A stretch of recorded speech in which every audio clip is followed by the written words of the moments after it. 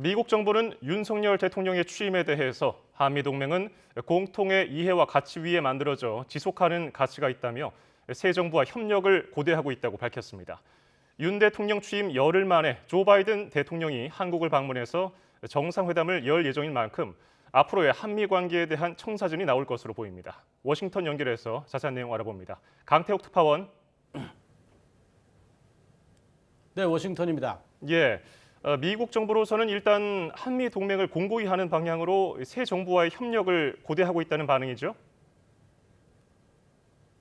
네, 그렇습니다. 먼저 국무부는 한미 동맹이 인도태평양 지역의 평화, 안보, 번영의 핵심 축이라고 강조했습니다. 이어 한국의 새 정부와 양국 간 현안뿐만 아니라 지역 문제와 글로벌 이슈에 대해 협력을 강화해 나갈 것이라고 밝혔습니다.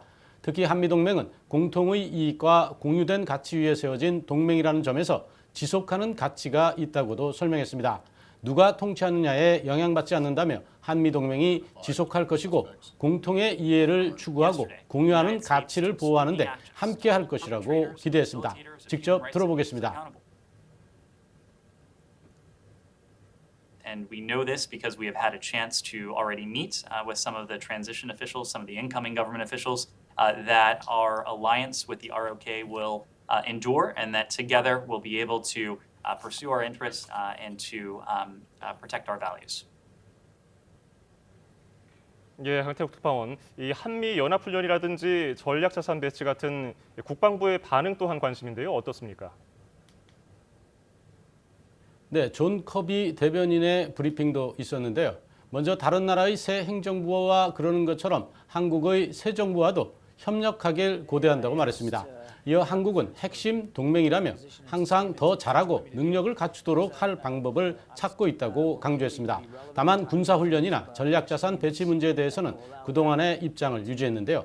새 정부와 논의에 결정할 것이라며 논의가 어디로 향할지 지켜볼 것이라고 말했습니다. 예, 윤석열 정부와의 새로운 한미 관계에 대해서는 결국은 곧 있을 정상회담에서 윤곽이 드러나겠죠?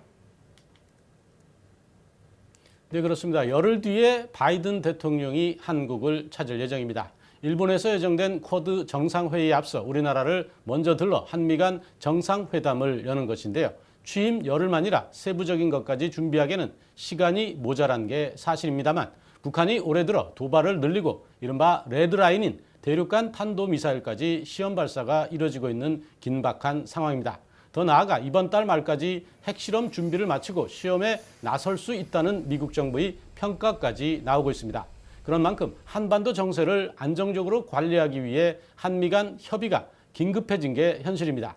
두 정상이 만나 북한의 도발에 대한 대응과 북한을 대화 테이블로 끌어들이기 위한 채찍과 당근 등 여러 방안이 논의될 것으로 보입니다.